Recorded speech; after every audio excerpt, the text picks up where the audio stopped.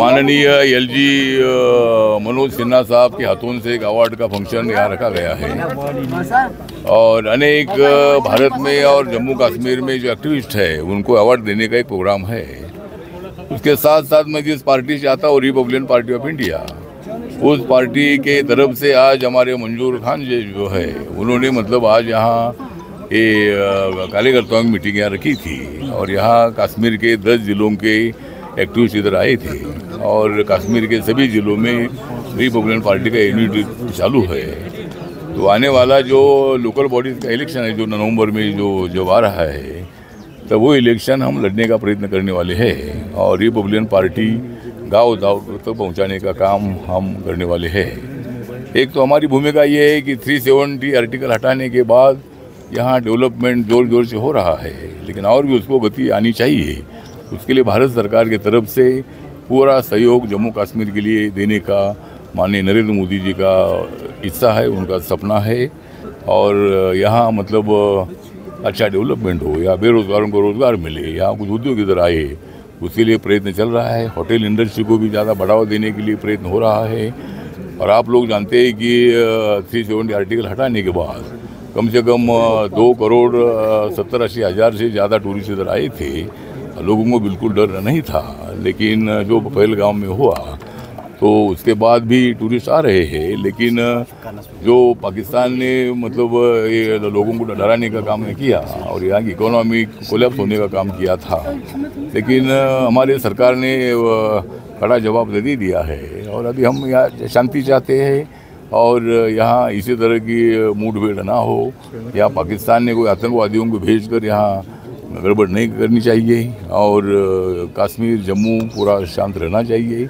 इसी तरह की हमारी भूमिका है। नहीं, लेकिन सरकार का एक पार्ट है और वुमेन कमीशन जहाँ वुमेन महिलाओं पर अन्याय होता है उस अन्याय को मतलब उस महिलाओं को न्याय देने के लिए महिला कमीशन होता है, नेशनल कमीशन भी होता है, स्टेट का कमीशन भी महिलाओं का होता है, मगर यहाँ नहीं और वहाँ यहाँ नहीं है। तो उसके लिए ज़रूर मैं मतलब भारत सरकार से माननीय मोदी साहब से बात करूँगा और यहाँ के लोगों की जो इच्छा है कि जिस तरह दूसरे राज्यों में महिला कमीशन है, तो जिस तरह मुझे लगता है कि जल्दी या जम्मू कश्मीर को स्टेट का दर्जा मिलना चाहिए, तो इसी तरह की मांग भी है। या इलेक्शन भी हो गया था, या 60% से ज़्यादा वोटिंग हुआ था। दूसरे राज्यों में भी इतना वोटिंग होता नहीं, उतना वोटिंग इधर हुआ था। तो मैं जम्मू कश्मीर के लोगों का आभार व्यक्त करता हूँ। उन्होंने मतलब किसी के धमकाने को मतलब ना डर कर वोटिंग किया था और ज़रूर माननीय उमर अब्दुल्ला जी सरकार आई है, तो यहाँ जल्दी जिस तरह माननीय अमित शाह साहब ने जब 370 आर्टिकल हटाने का निर्णय लिया था, तभी बताया गया था कि बहुत जल्दी यहाँ जम्मू कश्मीर को स्टेट का दर्जा दे देंगे। तो ज़रूर भविष्य में जल्दी भारत सरकार वो निर्णय ले सकती है। उसके बाद यहाँ वुमेन कमीशन हो जाएगा करेगी, वो तो हमारी सरकार के मन में तो है ही जम्मू कश्मीर को दर्जा दे देना है स्टेट का, लेकिन अभी कब होगा ये भी मैं नहीं बता सकता हूँ, लेकिन बहुत जल्दी हो जाएगा ऐसा मुझे पूरा विश्वास है। Schedule caste, DNT, OBC, senior citizen, transgender, दिव्यांगजन, अनाथ, इनका मेरा मंत्रालय काम करता है।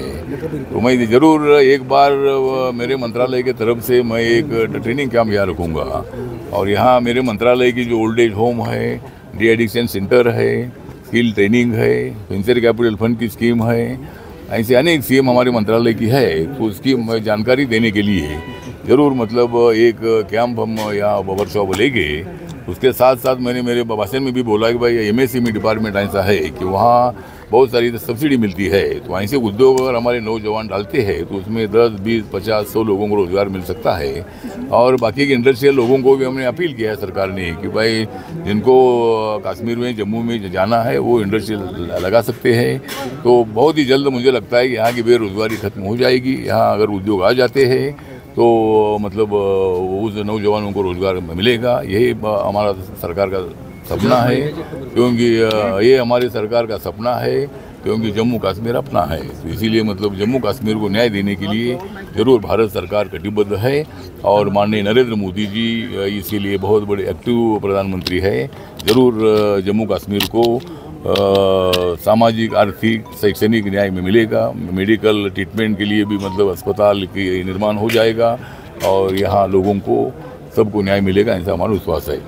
नुकसान हुआ है भारी बारिश से, मतलब जम्मू में काफ़ी नुकसान भी हुआ है और अभी राज्य सरकार ने भी उसका तो सर्वे करना है, उसका पंचनामे करना है और ज़रूर राज्य सरकार ने भी मदद करनी है और भारत सरकार की तरफ से भी जो हमारा डिपार्टमेंट होता है पुनर्वसन डिपार्टमेंट, उनके तरफ से भी कुछ मदद हो सकती है। उसके लिए पूरा उसका रिपोर्ट तैयार हमारे पास अगर आता है तो ज़रूर फ्लड में जो नुकसान हुआ है उनके किसानों को, लोगों को ज़रूर मदद करने का प्रयत्न हमारा रहेगा। अनेक बार इधर आए हैं, मतलब जब जब आवश्यकता होती है तब अमित शाह यहाँ आते हैं और यहाँ के लोगों को आश्वासन भी देते हैं। यहाँ ज़्यादा एक्टिव कैसा जम्मू कश्मीर बने, यहाँ सब क्षेत्र में कैसा डेवलपमेंट हो, उसके लिए माननीय अमित शाह साहब का हमेशा मार्गदर्शन जम्मू कश्मीर को होता है और बहुत बार यहाँ वो हमेशा आते हैं। जिस तरह पहलगाम में जब मतलब हमला हुआ था तब फ़ौरन 1-2 घंटे में मतलब अमित शाह जी इधर आए थे। तो इसी तरह मुझे लगता है कि अपनी इकोनॉमी कोलैप्स करने का प्रयत्न हुआ था, लेकिन अभी स्थिति बेहतर है और टूरिस्ट भी यहाँ आ रहे हैं। जिस तरह 370 आर्टिकल हटाने के बाद 2.5-3 करोड़ टूरिस्ट इधर आए थे, उनको डर नहीं लगता था।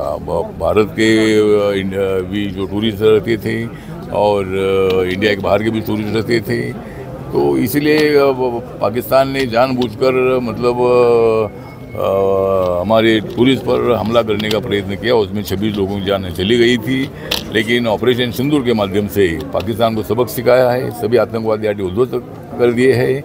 और अभी हमारा लक्ष्य ये नहीं था कि भाई पाकिस्तान की युद्ध करना, लेकिन आतंकवादियों को ख़त्म करने का हमारा इरादा था और वो इरादा हमारा पूर्ण हुआ है। हम ट्रम्प साहब बोलने से ये युद्ध बंद हुआ ऐसा बिल्कुल नहीं है।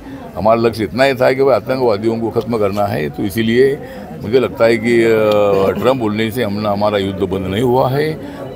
नरेंद्र मोदी जी का यही मतलब मिशन था कि उन आतंकवादियों का खात्मा करना है। जो है 7.8 तक मतलब आई है और अपना देश मतलब बहुत ऊंचाई तक जा रहा है और इसीलिए मुझे लगता है कि अभी टैरिफ लगाना कितना है वो तो उनके ऊपर निर्भर है, लेकिन उसके लिए भारत सरकार की तरफ से कोई भूमिका अदा की जा सकती है। लेकिन भारत की इकोनॉमी डिलेड नहीं है, भारत की इकोनॉमी हेड है, मतलब भारत की इकोनॉमी नहीं है डेड, भारत की इकोनॉमी है दुनिया का हेड। तो हम पहले 10 नंबर पर थे, बाद में 5 नंबर पर आए थे, अभी 4 नंबर पर हमारी इकोनॉमी है और 1 साल के अंदर हम 3 नंबर पर जाएंगे, बाद में 2 नंबर पर जाएंगे और एक दिन अमेरिका को भी पीछे छोड़कर हम 1 नंबर पर आएंगे, ऐसा हमें पूरा विश्वास है।